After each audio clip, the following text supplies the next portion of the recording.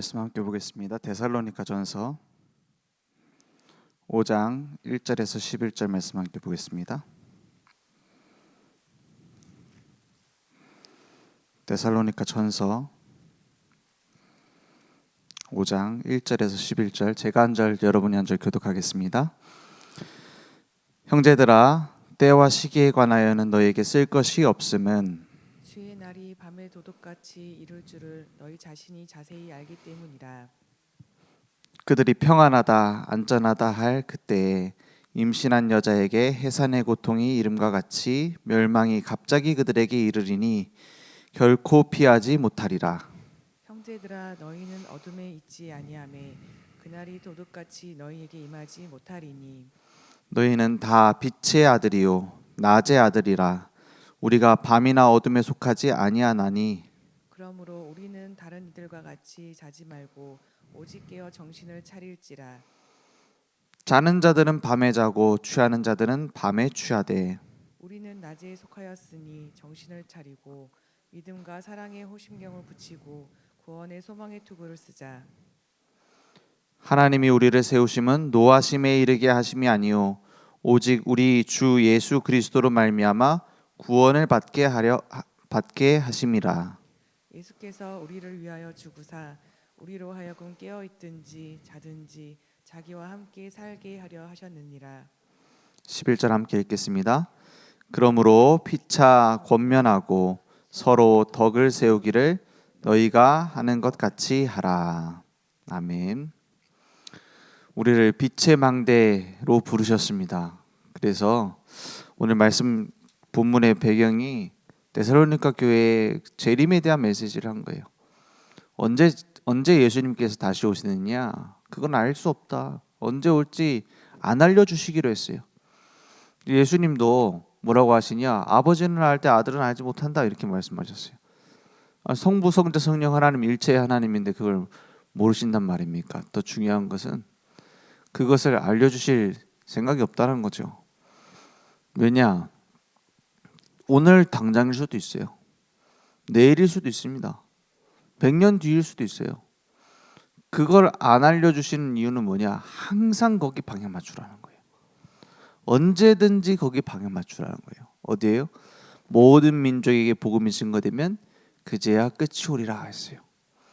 그래서 우리는 항상 언제든지 24 하나님과 동행하는 데에 방향 맞추는 겁니다.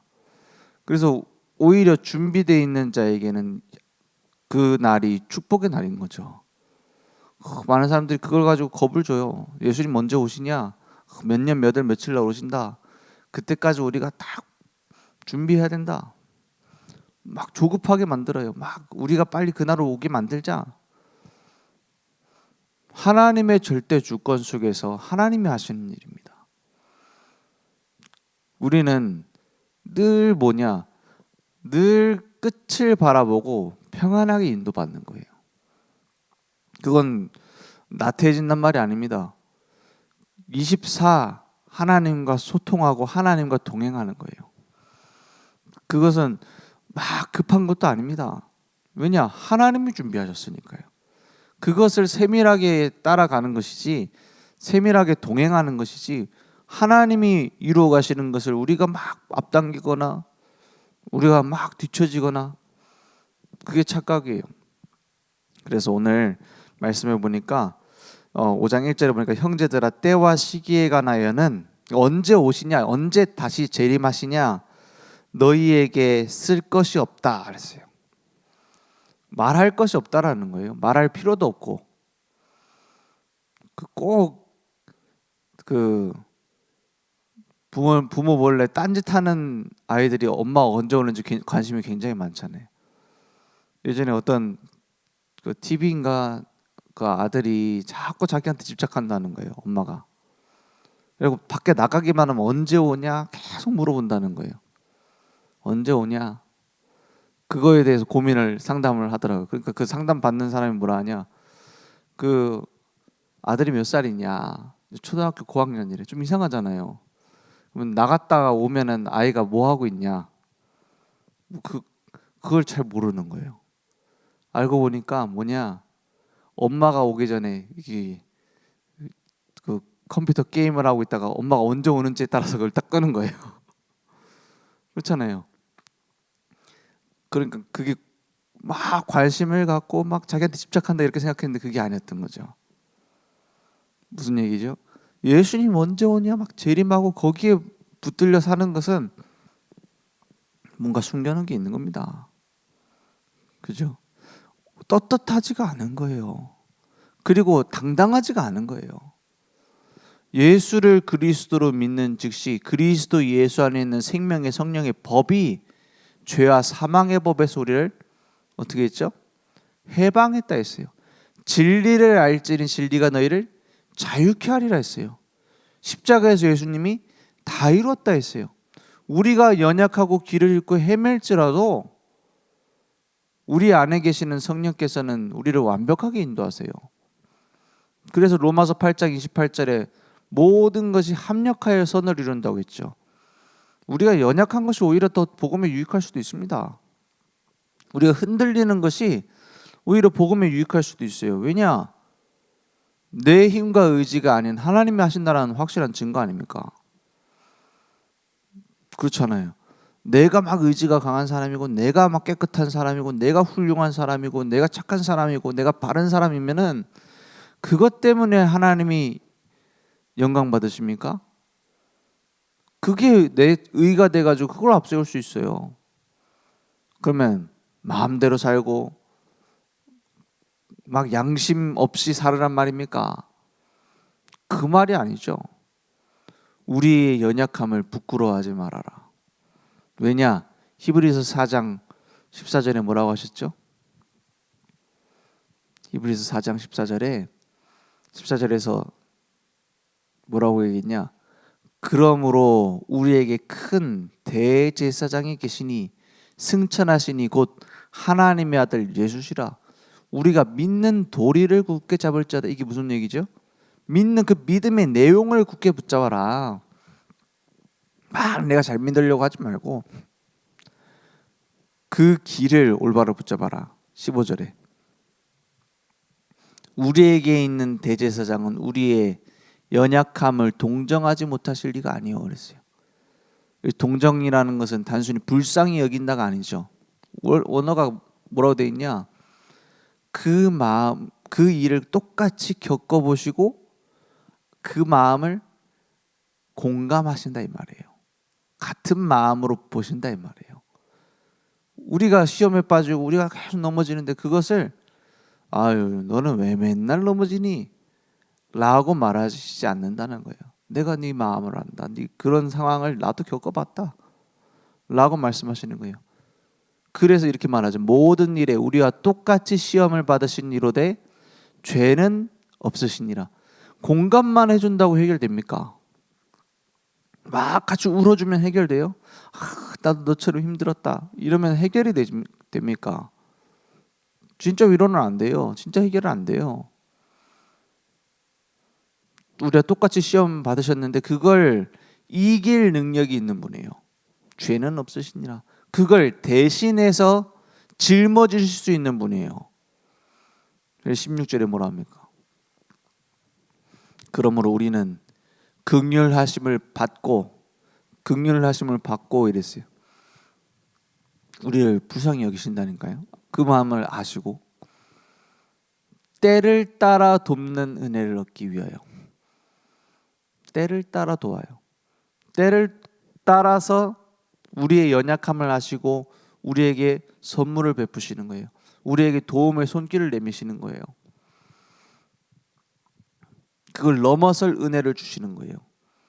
때를 따라 돕는 은혜를 얻기 위하여. 그럼 우리에게 요구하시는 바는 뭐예요? 은혜의 보좌 앞에 담대히 나아갈 것이니라 했어요. 내가 가지고 있는 이런 죄덩어리, 내가 가지고 있는 많은 하나님의 뜻과 계획과 반대되는 삶, 그것을 덮어놓고 거짓말하고 살지 말고 은혜의 보좌 앞에 내가 그리스도가 필요합니다. 내가 당신의 십자가의 능력이 필요합니다. 얼굴에 철판을 깔고 나오는 거예요. 가룟 유다가 굉장히 양심적인 사람입니까? 악독한 사이코패스입니까? 3년 동안 함께한 예수님을 갖다가 팔았어요. 그것도 팔리면 무슨 짓을 당할지 다 알고요. 그런데 가룟 유다가 나중에 어떻게 합니까? 거기에 대해서 후회하잖아요. 많은 설이 있습니다만은 뭐 예수님이 그걸 거기서 탈출할 수 있는 능력이 있을 줄 알았다. 와, 사실 돈에 눈이 멀어가지고 잠깐 팔았지만 후회를 했다. 여러 가지 얘기가 있지만 거기에 대한 책임감을 느끼고 스스로 목숨을 끊잖아요. 뭐 아주 인간적이지 못하다라고 볼 수는 없겠죠. 근데 베드로를 보세요. 예수님이 자기에게 이미 얘기했잖아요. 네가 내가 십자가에 달릴 때 3번 부인할 거다. 다 굴기 전에 3번 부인할 거다. 난 절대로 그렇게 안 할 겁니다. 근데 그 말대로 하죠. 심지어 예수님에 대해서 저주까지 하죠. 베드로도 연약했어요. 그런데 거기에 대해서 예수님이 하신 말씀이 깨달아지니까 닭이 울 때 딱 깨달아진 거야. 맞다, 예수님이 그렇게 할 거라고 말씀하셨는데 막 울잖아요. 후회하잖아요. 거기까지는 비슷해요. 물론 갖다 판 거랑 그걸 보고 막 도망간 거랑 같은 그 나쁜 짓은 아니겠죠. 그 수준이 비슷하다 이 말이에요. 그런데 예수님이 부활하셨다는 소식이 들린 거예요. 예수님 부활하셨대요. 안 믿었어요. 근데 예수님이 그 마가다라 방에 나타나신 거예요. 그래서 처음에는 너무 흥분되고 이게 무슨 일인가 했죠. 막 유령인가 했잖아요. 사람들이 막 예수님이 갑자기 나타나시니까. 그래갖고 막 손에 못자국 만져보고 옆구리에 창자국에 손 넣어보고 그걸 여러 명이 그 제자들이 다 확인해 본 거예요. 다 넣어본 거예요. 손을. 실감이 가기 시작했죠. 2번째 예수님이 또 나타나셨어요. 그러니까 그때도 그때 첫 번째 못 봤던 제자들 막 와가지고 손 넣어보고 막 이렇게 했단 말이에요. 그때 베드로가 무슨 생각이 들어요? 예수님 내가 그 저주하는 얘기 들으셨을 건데 라는 생각이 드는 거예요. 부딪혀지잖아요, 양심에. 그래서 뭐 했냐? 그때서야 고기 잡으러 갈릴리로 간 거예요. 바다로 간 거예요. 도망간 거죠, 사실은. 거기 예수님 찾아와서 뭐라고 말씀하세요? 막 물고기 잡고 있으니까는 그물을 반대편에 던져봐라, 우편에 던져봐라. 아니 같은 물에다 던지는데 왼편 던지면 다르고 오른편 던지면 다릅니까? 던져 보니까는 뭐 고기가 잡히잖아요. 막 그물이 찢어질 정도로 잡히잖아요. 그 예수님이 오셨다라는 그 사실을 봤어요, 베드로가. 예수님이 오셨구나. 그럼 어떻게 되죠? 막 내가 그때 부인해서 죄송합니다. 막 사과를 하든지 해야 될 거 아닙니까? 아무 말 안 하는 거예요, 서로. 그리고 아침 식사를 하셨다. 왜냐면 새벽에 밤에 잡거든요, 물고기를. 밤부터 이제 새벽에 막 잡거든요. 그러니까 아침 식사를 같이 하는 거예요. 그 자리 어땠을까요? 예수님을 3번 부인하고 뭐 예수님에 대해 저주까지 한 베드로. 식사하시는데 아무 말이 없어. 그 긴장감. 언제 이걸 얘기하실지 몰라요. 또 뭐 뒤집어 엎으면서 막 예수님이 네 솔직히 내가 예언했지만은 너무 서운했다. 하실 수 있잖아요. 그때 예수님이 입을 떼시면서 뭐라 하세요? 네가 나를 사랑하느냐 물어보시죠. 예, 그때 베드로가 부끄러워서 말 못하면 어떻게 되죠? 그게 일반적 그렇잖아요. 베드로는 이제 속도 없어요. 내가 주님을 사랑합니다. 내가 주님을 사랑하는 줄 주님이 아십니다. 저 사람들보다도 내가 더 사랑합니다. 막 얘기해요. 그때 뭐라고 하시죠? 내 어린 양을 먹이라. 내 어린 양을 치라. 다른 얘기가 없어요. 원망의 얘기가 없어요. 예수님이 지금 뭘 점검하시는 거예요? 그리고 나서 하시는 말이 뭡니까? 젊었을 때는 네가 네 마음대로 돌아다니고 뛰뛰고 다녔지만 이제 네가 원치 않는 대로 뛰뛰고 갈 때가 있을 것이다. 순교를 얘기했어요. 끝을 얘기했어요. 이제 예수님을 다시 만나갖고 이제 시작을 해야 되는데 네 끝을 얘기해 줬어요. 저는 거기 중요한 이유 있다고 봅니다. 우리에게 요구하시는 건 딱 하나예요. 네가 나를 사랑하느냐. 내가 너를 사랑했는데 내가 너를 위해 십자가에 죽었는데 너가 연약해도 상관없다. 네가 부족해도 상관없다. 실수했어도 상관없다. 네가 나를 사랑하느냐. 그 십자가의 사랑을 네가 받아들이겠느냐. 그 복음 안에 네가 들어가겠느냐. 그러면 너의 끝은 정해져 있다. 증인이 되어지는 거다. 순교할 거라는 얘기입니다. 근데 그건 잡아 죽이겠다 이 말이 아닙니다. 순교자라는 말이 곧 증인이에요. 땅끝까지 이르러 내 증인이 되리라 이 말과 네가 끝내 순교자가 될 것이다 같은 말이에요. 그래서 지구의 끝이 옵니다. 말세라고 하죠. 예수님이 재림하셔서 모든 걸 끝내는 날이 와요. 개인도 끝이 있습니다. 한 번 사는 거예요. 한 번 사는 거다 막 멋지게 살자 이 말이 아니에요. 한 번 사는 건데 무엇을 위해 살겠습니까? 그 방향을 처음부터 주시는 거예요. 왜 재림 얘기를 하죠? 불안해하라고? 아니요. 끝을 보고 끝을 알고 가라고. 우리 인생의 방향을 잡을 수 있는 길입니다. 그래서 손을 이렇게 바닥에다 긋는데도 앞에 보면서 딱 요 앞에만 보면서 똑바로 그으려고 하면 삐뚤빼뚤해지면 나중에 가면 이상한 데가 있어요. 가장 바르게 가려면 어떻게 해야 되죠? 끝을 보고 이 방향을 딱 맞춰서 가야 돼요. 우리 인생의 끝이 어디 있습니까? 우리가 갖고 있는 명품 옷 하나님 품에 갈 때 가져갑니까? 그게 가치 없단 말이 아니에요. 그게 의미 없단 말이 아니에요. 진짜 중요한 것이 어디 있는지는 끝을 보면 알아요. 우리가 돈 없이 어떻게 삽니까? 저는 돈에 욕심이 없습니다. 이런 사람은 진짜 돈에 욕심 많은 사람이에요. 사기꾼들이 주로 그럽니다. 전 명예 관심 없습니다. 난 성공도 관심 없습니다. 예, 여러분을 도와주려는 겁니다. 100% 사기꾼이라고 보면 돼요. 일단 그런 게 필요 없단 말이 아니에요. 돈도 필요 없단 말이 아니에요. 물질이 필요 없단 말이 아니에요. 영원한 건 아니란 말입니다. 영원한 것을 위하여 오늘을 살아라. 그게 재림의 메시지입니다. 영원한 것을 위하여 오늘 하나님과 동행하는 겁니다. 그래서 그날이 언제 도둑처럼 임할지 해산하는 날처럼 임할지 모르니 늘 깨어 있어라. 우리 교회가 늘 좋은 교회잖아요. 왜? 늘 복음 속에 있어라. 언제 주님 오실지 몰라요. 모르는 게 더 좋아요. 그죠? 항상이 될 수 있도록. 왜 24 붙어 있으면 언제든지 갈 수 있잖아요.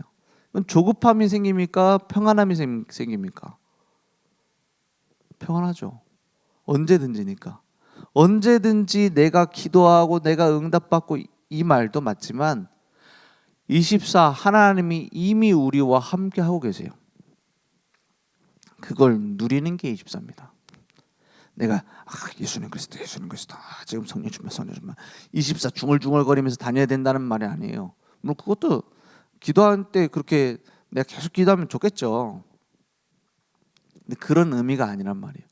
24 하나님이 이미 나에게 함께 하고 계시기 때문에 그것을 향한 방향을 맞춰라.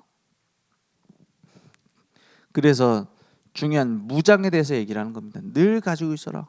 믿음의 흉배, 사랑의 호심경을 다 가져라. 믿음, 사랑, 소망, 그걸 무장을 하는 거예요. 믿음 무슨 말입니까? 분명히 사단이 노리는 건 뭐냐면 불신앙입니다. 그 불신앙 중에 제일 불신앙이 뭡니까? 내 자신이 기준이 되는 거예요. 그거는 긍정적인 것도 불신앙이 될 수 있어요. 나는 할 수 있어. 내가 훌륭해. 내가 뛰어난. 내가 이렇게 응답받았어. 그것도 불신앙이에요. 왜냐? 하나님을 의지하는 게 아니잖아요. 하나님을 신뢰하는 게 아니잖아요. 나를 믿는 거지. 오히려 더 나는 못해보다 더 큰 불신앙일 수 있어요. 나는 할 수 있어 이게. 그래서 복음 안에서 하나님께서 원하시는 계획을 따라 하나님이 하실 수 있다. 믿음입니다. 구원 얻는 믿음, 하나님의 주권을 믿는 믿음, 하나님의 능력을 믿는 믿음. 그러니까 어떤 공격이 와도 상관없죠. 사랑, 그리스도의 십자가의 사랑입니다. 하나님의 사랑입니다. 네가 나를 사랑하냐 했잖아요. 그거는 막연하게 내가 하나님을 사랑하면 응답받는다가 아니에요. 하나님의 그 큰 사랑을 알면, 끝까지 나를 찾아오시는 사랑을 알면 우리 인생은 달라지게 돼 있어요. 그죠? 우리 인생 달라지게 돼 있어요. 나를 끝까지 사랑하셔서 지금도 나와 함께 하시는 하나님, 그 복음의 어마어마한 따뜻함을 아는 사람은 따뜻해집니다. 소망입니다. 어떤 소망이요? 지금 문제를 봤을 때, 환경을 봤을 때는 소망 없어요. 하나님은 그걸 통과해서 증인되게 만들겠다는 겁니다. 그러한 소망이, 구원받은 소망이 넘치길 바랍니다. 그래서 점검해야 돼요. 무슨 점검이냐? 내가 구원받은 감사가 있느냐? 구원에 대한 감사가 있느냐? 예배에 대한 감격이 있느냐?